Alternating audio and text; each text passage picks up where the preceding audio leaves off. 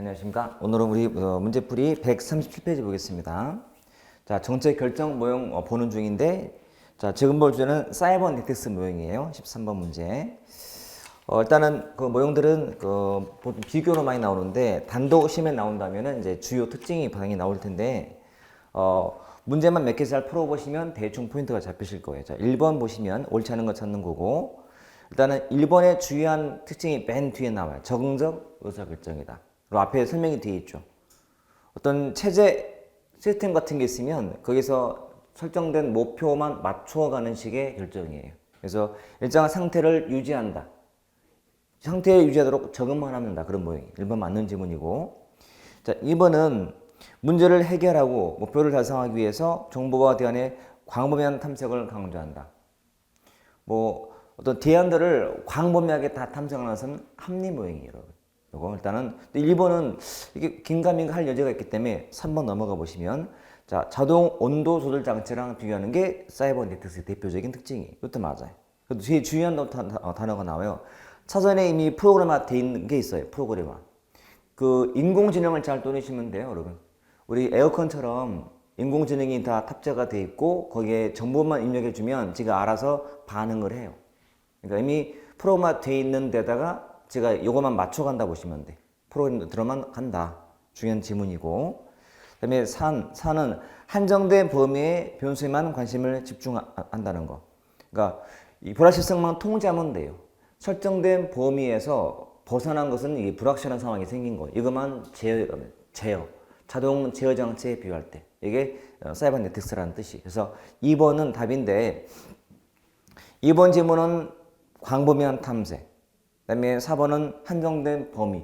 벌써 지문이 좀 상충이 되죠? 그것만 찾아가시면 돼요. 자, 14번, 15번은 쓰레기통 모형인데 주로 이제 가장 기본은 흐름이 네 가지 나올 거고 쓰레기통의 의미를 활용하시면 돼요. 자, 쓰레기통 자체가 의미하는 게 뭐예요? 무질서, 무질서한 상태. 쓰레기통 속에는 쓰레기가 들어있을 텐데 여러 쓰레기들은 서로 관계가 있을까 없을까요? 관계가 없이 질서도 없이 모여있는 통이. 그래서 쓰레기들이 통 안에 우연히 모여있는 것처럼 이 쓰레기들은 서로 개굴해서 통에 있는 게 아니고 우연히 들어있는 거예요. 그래서 결정이 필요한 것들도 우연히 만났을 때 된다. 그런 비유를 하기 위해서 만든 말이 쓰레기통이. 그래서 가장 기본은 흐름 네 가지다 보니까 문제의 흐름, 해결책의 흐름, 그리고 선택 기회의 흐름, 그리고 참여자의 흐름이 있어요. 요 네 가지가 만나는데 그것도 우연히 만났을 때 그런 뜻이에요. 그래서 1번처럼 명확하지 않는 인과관계를 토대로 모든 게 불합리 무질서라는 말이 떠올라야 돼요. 쓰레기통 맞는 말. 그 다음에 2번도 거기에 참여하는 사람들도 참여했다 말았다 다 불합리 그 뜻이고 3도 목표나 평가 기준이 명확치 않는 경우도 많아. 모든 게 다 불확실해요. 불합리하고. 근데 4번은 현실 적감성이 낮아서 이론적으로만 설명이 가능한 모형이다. 실제로도 많은 게 이렇게 이루어져. 정부가 하는 결정이 처음부터 계획적으로 하는 것이 아니라 우연한 기회에 될 때가 많다는 그런 이유이기 때문에 4번은 틀렸다 보시면 돼요. 자, 15번은 옳지 않은 건데 이제 이것도 기본 쓰레기통을 잘 활용하시면 돼요. 1번에 구조가 체계적이라기보다는 느슨한 형태로 구조가 되어 있다. 느슨한 형태. 비교하시면 돼요. 앞에. 체계적이라기보다는 느슨한 관계. 쓰레기통에 있는 쓰레기들 느슨한 관계예요. 그 다음에 2번 질문은 좀 어려워요.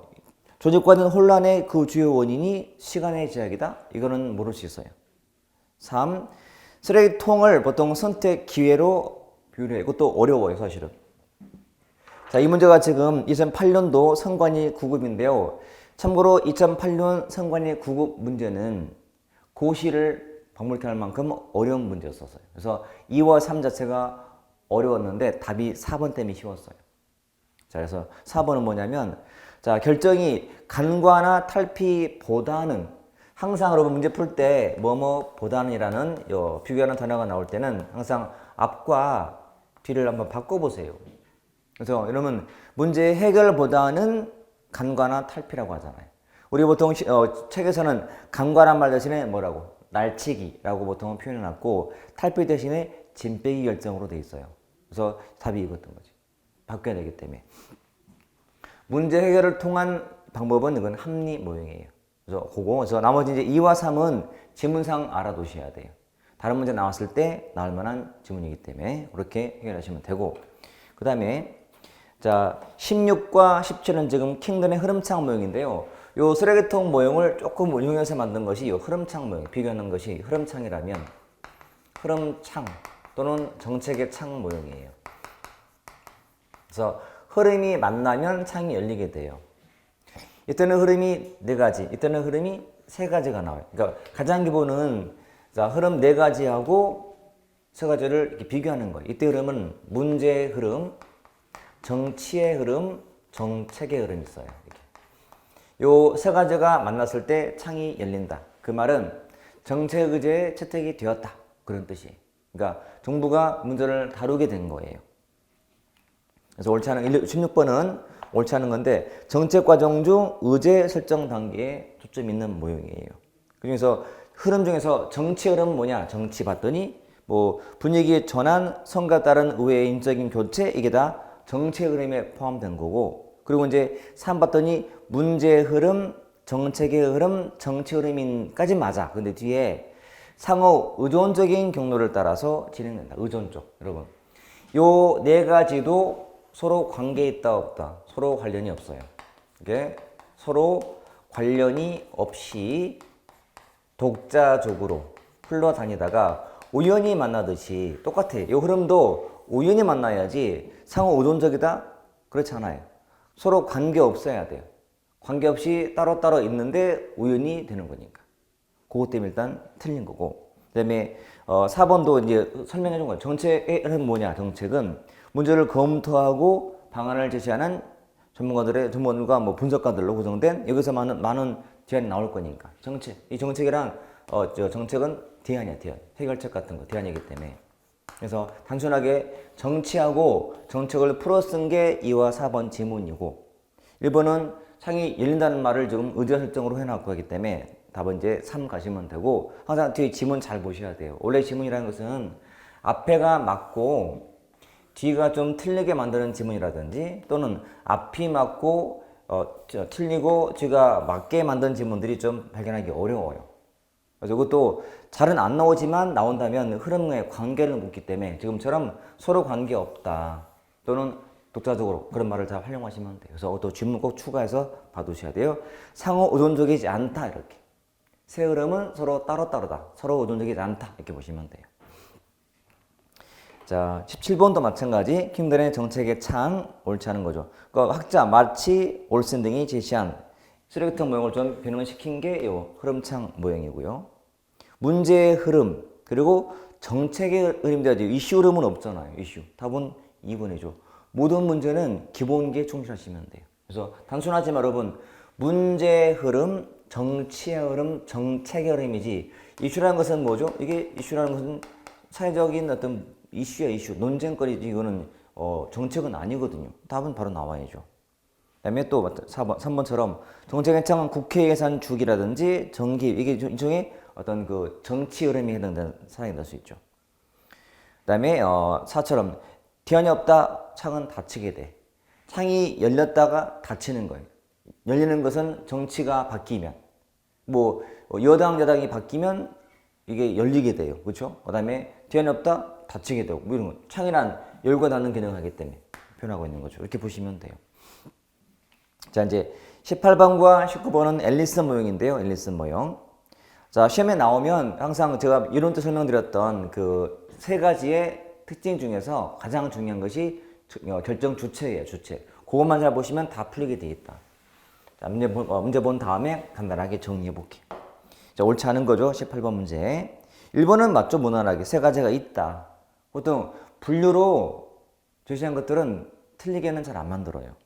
네, 2번처럼 자, 이 관련 정치 모형은 하위 계층에 적용 가능성이 높고 조직 과정 모형이 조직 상위 계층에 적용 가능성이 높다. 벌써 상위 하위 비교되고 있죠. 하나는 맞거나 틀리거나. 답은 2번이죠. 늘 말했듯이 정치라는 단어가 힌트야. 정치. 정치를 통한 결정?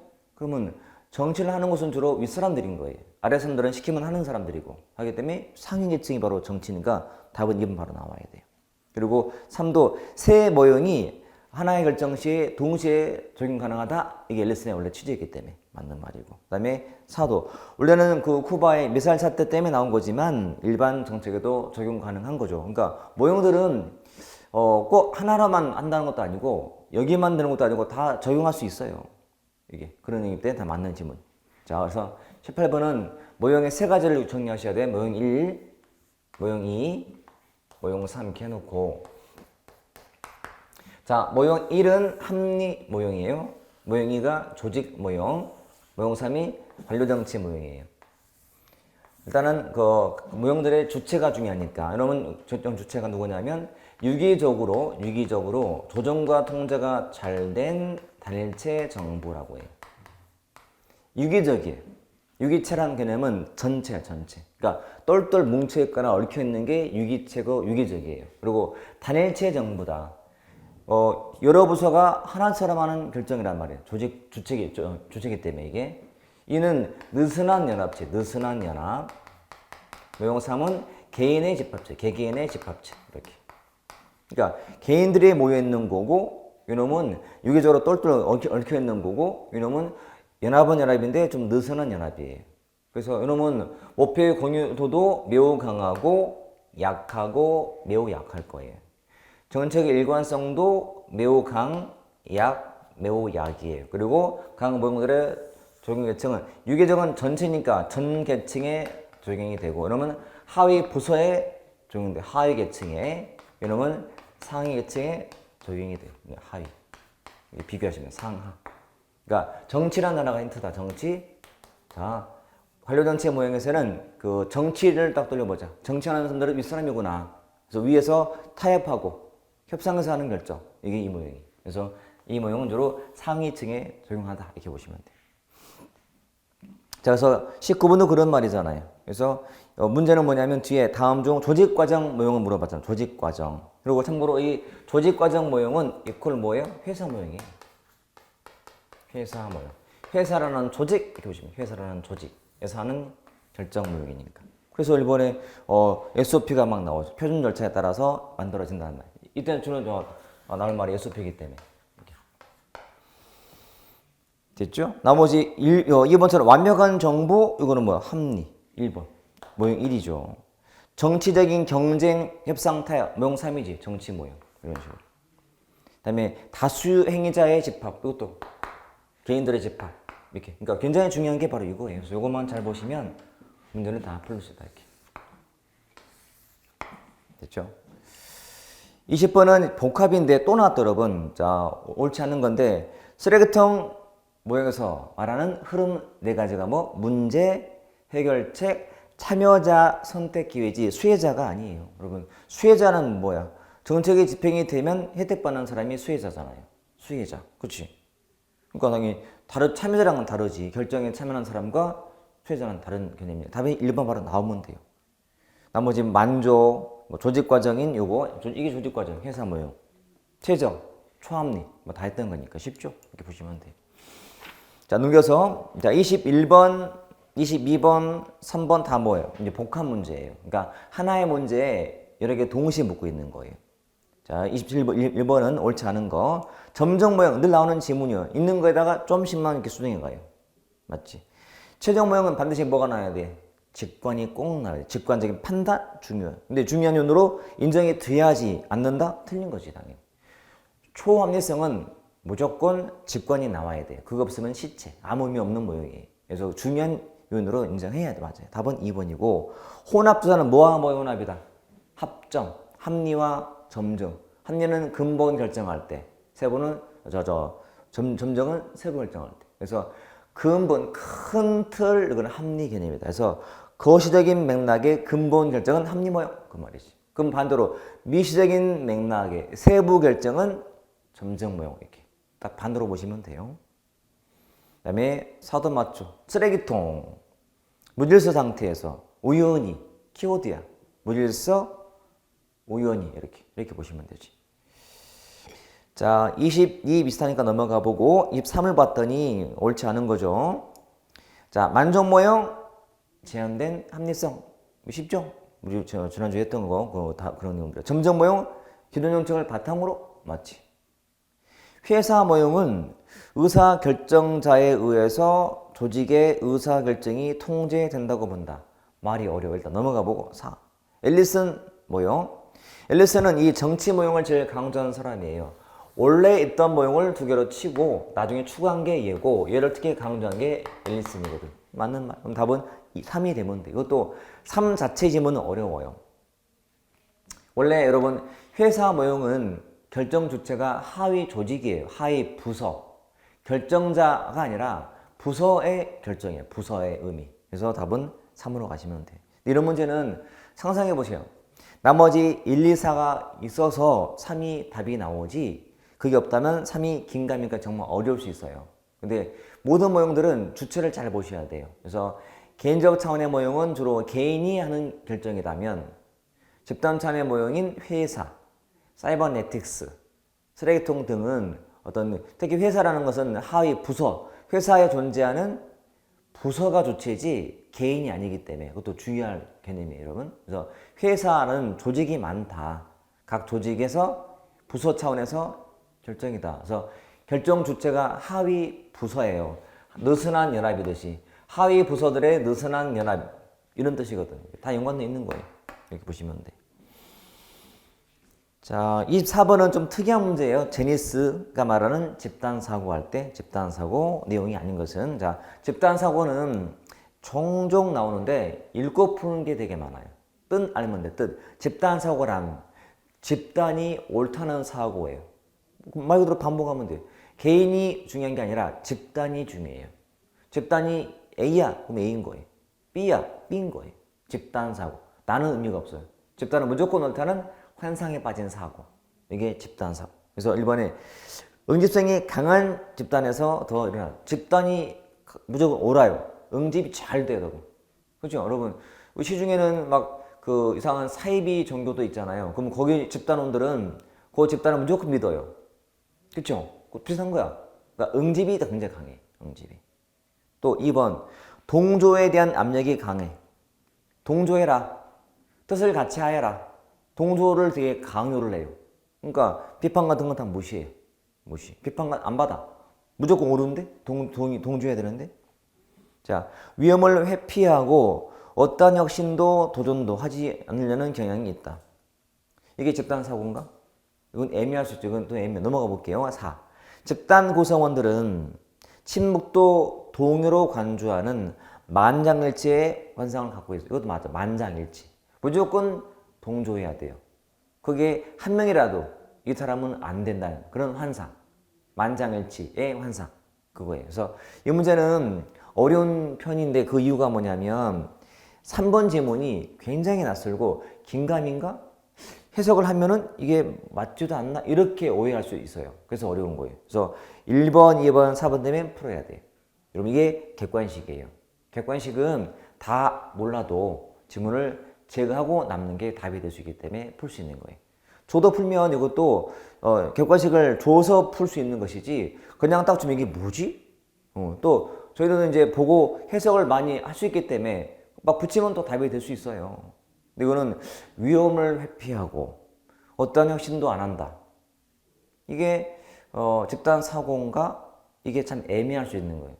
답은 쉬운데 저도 문제를 받으면 보면 답은 쉽게 고르지만 나머지 때문에 골라지는 것이지 이게 왠지는 참 애매할 때가 되게 많아. 이것도 그런 문제였어요. 그래서 평상시에 개념을 잘 볼 필요 있는 또 중요한 문제 중에 하나예요. 집단 사고의 뜻을 알고 대응하자. 자, 25 같은 경우도 이제 자주는 안 나오지만 딜레마에 대해서 나올 때가 있는데 딜레마에 대한 주로 대응책 같은 건데 딜레마가 무슨 뜻이죠? 개념을 파악해야 돼.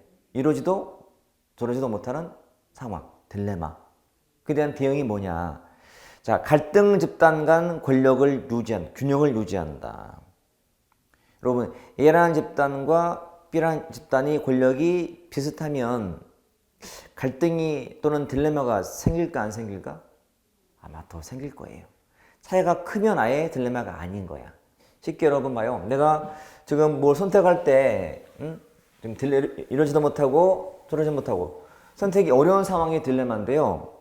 어떤 건 가치가 이만큼이고 어떤 가치가 이만큼이라면 딜레마일까 아닐까? 딜레마가 아니지. 이거 선택하면 되잖아. 근데 가치가 이만큼 비슷해요. 그러면 딜레마인 거지.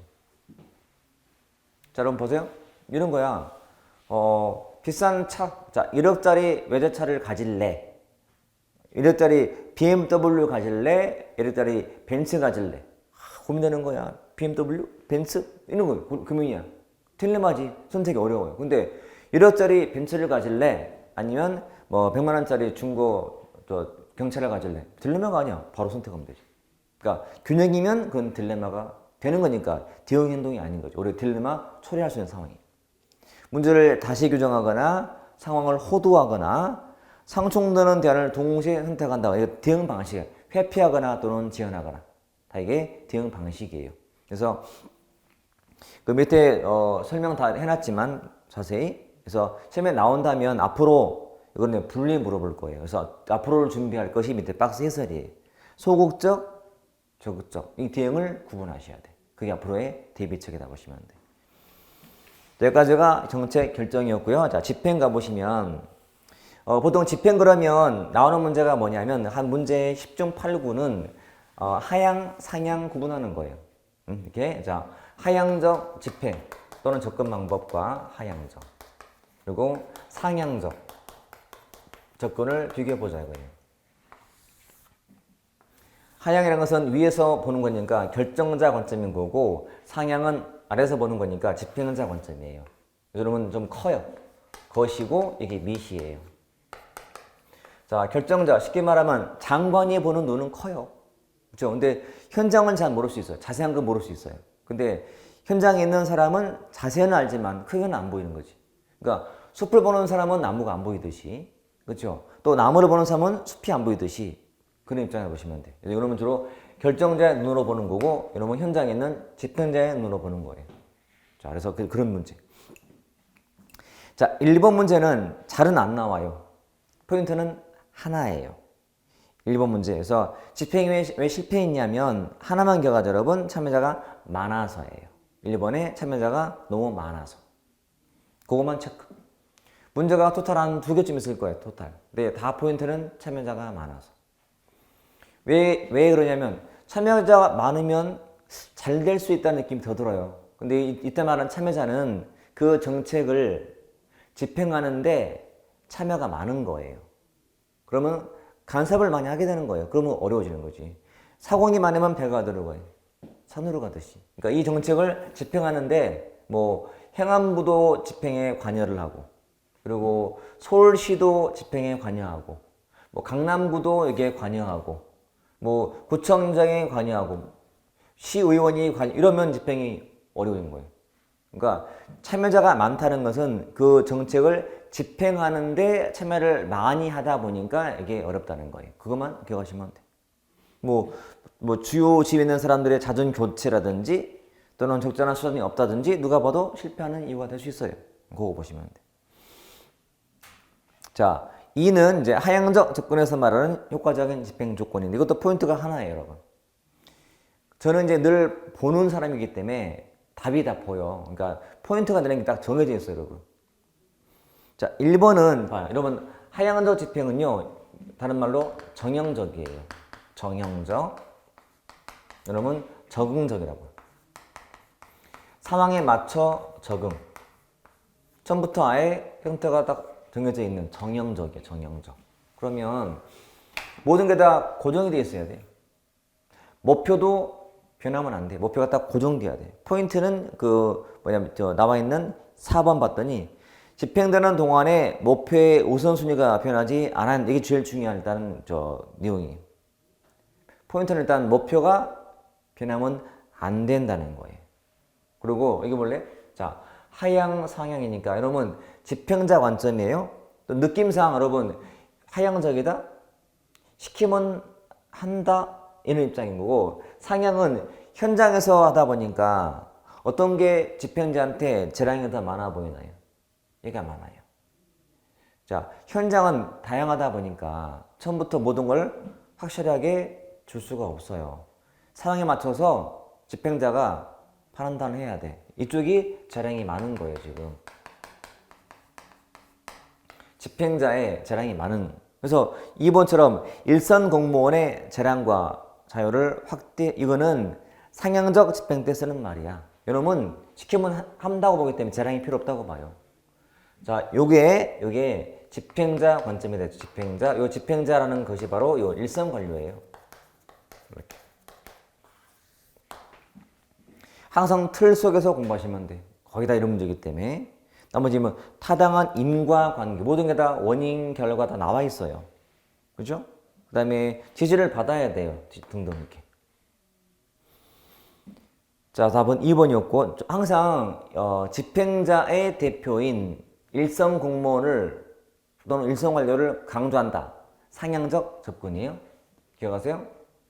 현장에 있는 일선 공무원을 강조하는 것. 상향적. 이렇게. 자, 3번은 상향적 접근의 장점을 묻고 있어요. 옳은 걸 골라보시오. 비슷하죠? 1. 기억. 목표와 그다음에 그 달성을 중시하는 방식인데 객관적이에요. 봐, 정형적이야. 객관적인 거지. 주어진 거 하면 돼요. 자, 법적으로 구조화가 돼 있어, 안 돼 있어요? 돼 있어요. 다 구조화가 돼 있어요. 다 눈에 보여요. 보여요. 시키면 하면 되는 거예요. 뭐 그런 입장이. 그다음에 니은은 문제 해결 능력 측면에서 정보 프로그램의 중요성을 평가할 수 있다. 현장에서의 적응, 현장에서의 문제를 특히 집행자들의 요거 문제 해결 능력을 중시한다는 이 단어가 보일 때 상향. 일단 근데 사실 문제 푸는 입장에서는 니은번이 긴가민가 할 여지도 있어요. 자, 선택지를 본다면 기억은 들어가니까 기억이 있는 게 지금 1번, 2번이죠. 그러면 니은은 뭔다 쳐. 그러면 니은을 보셔야 돼. 자, 니을 보시면 저 내용에서 하향적 집행론자들이 제시한 변수들은 체크리스트로서의 집행 과정을 점검할 때 사용할 수 있다. 체크리스트.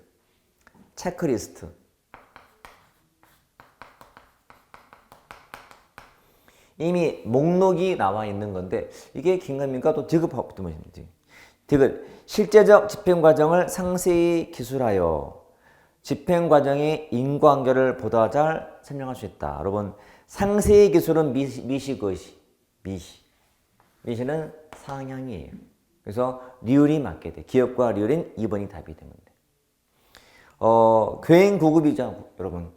2018년도 교행 구급도 조금은 쉬운 편인데 몇 가지는 좀 난도가 있던 건데 이거는 중정도 돼요.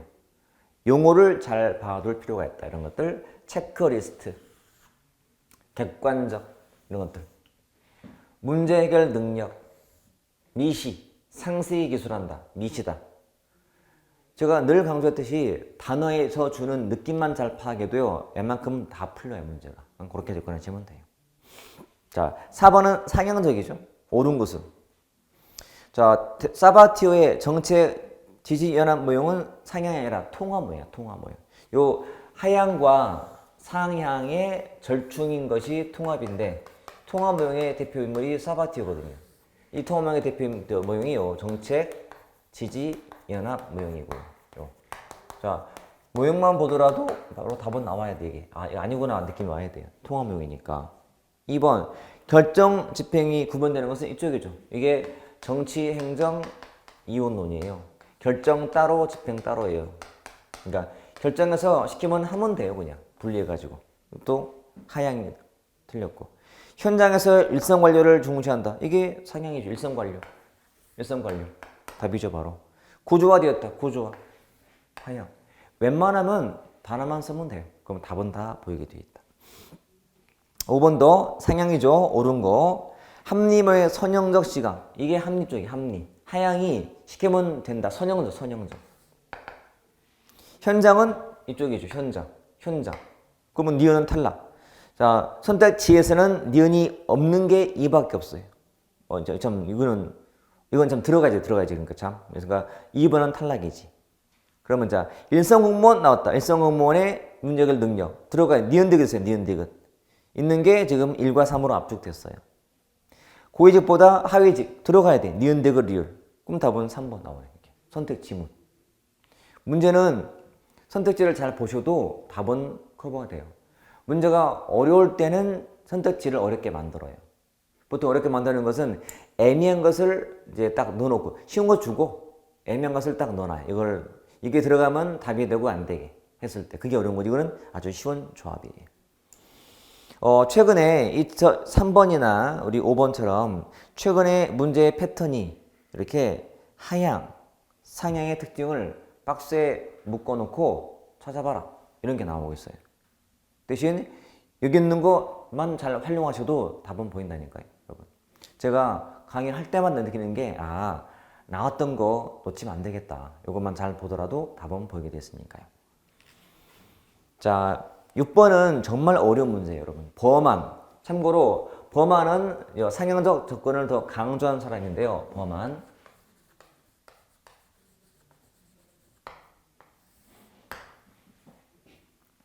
그게 이제 미시 집행 국면에서 쭉 거시 집행 구조의 이런 거. 그리고서 행정과 채택 해놨는데 제가 볼 때는 지방고급치고는 매우 어려운 문제예요. 난이도가 4항에 해당되는 건데 이거는 다른 게 아니고 밑에 있는 박스에서를 보고 숙지하셔야 돼요. 숙지. 행정이란 무엇이고 채택은 무엇이고를 공부를 하셔야 돼. 자, 문제는 지금 옳은 거 찾는 건데 옳은 거. 자, 미시 집행 국면에서 발생하는 집행과 조직 사이의 상호 적응이 이루어질 때 집행이 잘 된다. 2, 3, 4는요, 사실 풀기 어려워요. 고시 집행 구조의 동원, 집행, 제도와 세 단계가 있는지도 애매하지만 행정이라는 것이 사업으로의 전환, 채택을 하는 거죠. 받아들여지는 건지 아니면 채택이라는 것이 변화시키는 건지가 좀 애매할 수 있는데 대신 이미 주어진 지문을 활용하시면 되거든. 채택이라는 것이 벌써 채택이라면 받아들이는 거 아니? 그 3번의 뒤처럼 지방정보 사업으로 받아들여진다? 채택을 한다는 말이기 때문에 그리고 3은 행정이 아니고 거기 채택이라는 느낌이 들어야 돼요. 그래야 두 개가 틀렸다가 나오는 거지. 제거하면 돼요. 2번은 이거 갖고는 풀 근거가 없어요. 근데 1번 지문이 맞아요. 미시다. 특히 적응적 집행이니까요. 이건 미시거든. 말해도 미시. 이에 대한 표현이잖아요. 상호 적응. 적응도 하고 상호 적응도 하고 누가 봐도 미시적인 설명하고 있는 거예요. 지금 이게. 이렇게 풀어야 돼요. 가르치는 사람들도 볼 때 답을 고를지라도 다른 걸 보고 고를 때가 많다는 거. 또 그렇게 푸시면 돼. 저도 문제 딱 받아보고 야 애들 좀 어렵겠다. 왜냐면 3과 4는 이게 뭐지? 이게 자체도 잘 안 다루는 내용인데다가 나와도 어려웠단 말이에요. 현장에서 보는 느낌은 더 클 거야 아마. 체감 난도가. 그래서 평상시에 모르는 문제 푸는 연습을 하더라도 단어를 조합을 해보면 돼. 주어진 지문에요. 지문에 혹시 얘가 얘인데 여기 있는 거예요. 그러면 둘 다 틀린 거지. 이런 식으로. 그래서 요령을 좀 터득하셔야 돼. 어려운 문제라고 해서 피하지 말고요. 어떤 시험을 보든 간에 내가 7급 보든 9급을 보든 뭐 8급을 보든 경찰 간부를 하든 행정사 시험 보든 아무튼 모든 시험들은 다 비슷한 거니까 지문을 다 이렇게 보고 비교를 딱 해보시면 돼. 시간이 중요한 게 아니고 지금은 실력을 키우는 게 중요하기 때문에 빨리 푸는 것은 나중에 자연스럽게 되게 돼 있어요. 이게 반복이 돼서 숙지가 된다면. 이렇게 푸시면 되고 앞으로 준비해서 박스 내용을 숙지하자. 7번은 복합적이죠. 나카무라 스무르드, 사바티어, 범한. 우리가 벌써 한 것만 보더라도 여러분 사바티어 있지. 사바티어 통합 모형 요거. 그러니까 2번 맞지. 범한 현장 집행자 미시 맞지. 그러니까 2와 3은 탈락. 사실 엘모도요. 봐요. 범한과 엘모는 둘 다 상향을 더 강조한 사람인데 엘모도 근데 쓰는 말은 좀 달랐어요. 뭐랬냐면 이거를 하향적을 전방향적 또는 전향적이라고 표현했고 이거를 후방향적 또는 후향적으로 표현한 사람이 엘모거든요. 그러니까 이게 다 같은 말이야. 후방향 적응. 근데 내용 봤더니 엘모 현장을 강조하는데 그게 전방이라고? 아니라고. 이거는 후방이라고. 답은 4번. 자, 나카무라와 스모로드는 뒤에 나오지만 따로 분류한 게 있기 때문에 보통 어떤 사람이 뭘 제시했다 이 말은 틀릴만한 게 별로 없어요. 특히 이런 애매한 지문은 특히나 없어요. 각각의 우리 뭐 고지 협제관 공부하잖아요. 공호전적 기술자, 지시적 위명할 때, 고지할 때. 그러니까 이런 것들은 내용상 물어봤다면 고민해봐야지. 근데 불리한 건 사실이기 때문에 문제가 안 돼. 결국은 답될 만한 건 4밖에 없는 거지. 자, 제가 볼 때는 엄청 쉬워야 돼요, 여러분. 쉬운 문제가 돼야 되고, 용어만 잘 보더라도 풀리기 때문에. 계속 지금 이거 써놨지만 계속 이거 갖고 풀고 있잖아, 지금. 그죠? 지평은 거기다 얘라 보시면 돼. 이 문제로 풀리나. 자, 8번은 정체 옹호 연합 모형인데요. 자, 문제가 많지 않아요. 용어만 잘 푸셔도 답은 풀 수 있어요. 자, 정책 옹호 또는 정책 지지 똑같은 말이야. 정책 지지 또는 옹호 연합 모형이에요. 이렇게. 지지, 옹호. 자, 1번. 신념 체계별로 여러 개의 연합으로 구성된 그 집단이 자신들의 신념을 정책으로 관철시키기 위해서 경쟁한다는 말에서 만든 말이야. 정책을 지지하는 연합을 만들었어. 이렇게. 연합을 만들었어요. 서로 경쟁을 하는 거예요. 경쟁한다. 사바티어가 제시한 거야. 사바티어. 사바티어가 대표이기 때문에 사바티어. 그 다음에 3번도 문제라든지 정점에 관심을 갖고 있는 공공 및 민간 조직의 행위자들로 구성되는 하위 체제. 지지 연합이다. 하위 체제예요. 하위 체제. 근데 살아봤더니 정책의 변화 또는 학습 보다 또 나왔다. 뭐뭐 보다. 뒤쪽에 정집행 과정에 초점 둔다. 바꾸면 돼요. 학습이야, 여러분. 통합이라는 거는 하향과 상향의 조합이에요. 그러니까 배운 거예요. 해본 다음에 좋은 걸 하자는 거거든. 이건 배운 거예요. 학습이다. 바꿔야 돼. 바꿔보자. 자, 이게 2011년도에 나왔으니까 꽤 됐다 벌써. 이 당시에는 MB 정부 때 굉장히 집행이 막 교착도 되고 굉장히 힘든 때라서 원래 우리가 알아왔던 하향과 상향에 대한 절충이 특히 필요했던 시기라서 나왔던 그런 때였어요. 이 문제는 많지가 않아요. 그래서 일단 지문 잘 보더라도 풀리니까 많이 읽어보시라고요, 여러분. 그러니까 문제를 풀었으면 이제는 지문을 막 읽어서 여러분 거 만들어야 돼요. 그래 이게 뭐가 좀 생기는 게 있으니까 많이 읽어보시면 돼요. 9번 드디어 나왔다. 립스키의 일성관료제. 업무 환경이 아닌 것은 저기 밑에 있는 일성관료 돌리시면 돼요. 그래서 불충분한 자원의 권위에 대한 이해불도 받아요. 교사, 경찰 돌리면 돼요. 근데 업무가 단순할까요? 집행자, 현장에 있는 사람들 업무가 단순할까? 복잡하고, 그렇죠? 자원도 부족한 거 맞고. 뭐하고? 대립된 기대. 경찰관들한테 어떤 사람은 뭐 단속 부탁하고 이거는 하지 말라고 대립된 기대하거든. 답은 3이죠. 쉬워요. 그리고 제일 중요한 포인트는 봐요. 일선 관료들은 재량이 많아요. 저건 재량이 많아요. 꼭 기억하셔야 돼요. 현장에 있는 공무원들, 대면 접촉하는 공무원들 재량이 많아요. 재량이 많다는 거는 모든 상황에 대해서 위에서 지시할 수가 없어요. 그때그때 재량을 발휘해야 돼. 그런 재량을 말해요. 답은 그래서 3번 가시면 되고. 자, 지금 10번도 일선 관련 문제예요. 일선 관련. 옳은 것을 물어봤는데 그 상황을 좀 잘 떠올려보세요. 상황을 지금 자 현장에 있는 뭐 사회복지사, 뭐 소방관 또는 뭐 교육 현장에 있는 교사 떠올린다면 1번 자 옳은 걸 찾는 건데 일선 관련은 고객에 대한 고정관념을 타파함으로써 복잡한 문제와 불확실한 상황에 대처한다. 말이 잘 안 들어올 것 같아요. 저는 항상 수험생 입장을 떠올려봐요. 과연 이걸 어떻게 받아들일까? 근데 이거는 그렇게 쉽지 않을 것 같아. 2번 일선관료가 수행하는 업무를 수행하는 그 기관에 대한 고객들의 그 목표 기대가 일치하고 명확히 목표가 다 대립돼. 이렇게. 기대가 대립돼. 뭐가 대립되는 기대니까 틀렸어. 이건 확실하게 틀렸어요. 3. 자, 일성 관련은 집행이 필요한 자원이 부족할 경우에 대체로 부분적이며 간헐적으로 정책을 집행한다.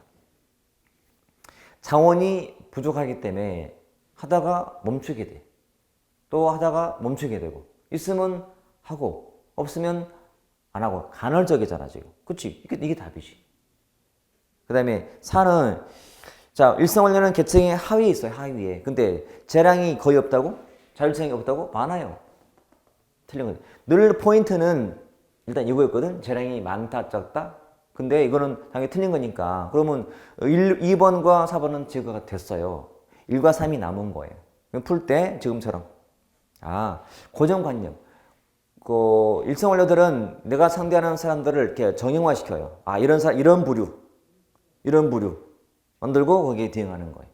그래서 경찰관들이 그 막 지구대에 막 술 먹고 온 사람들이 있을 거 아니야. 그러면 그걸 다 범죄시켜요. 이런 사람들은 이렇게 대응하면 돼. 이렇게 만드는 거예요. 이게 스테레오타입이거든. 고정관념을 만드는 거지 타파가 아니거든요. 답은 그래서 3 찾아가면 되고. 그렇게 쉽지는 않은 문제일 수는 있어요. 왜냐면 1과 3이 처음 나온 지문이었고 해석의 소지가 있다 보니까 그래요. 하지만 여전히 중요한 것은 재량이 많다를 떠올릴 거. 이렇게 보시면 돼. 됐죠? 자, 좀 쉬었다가 보겠습니다.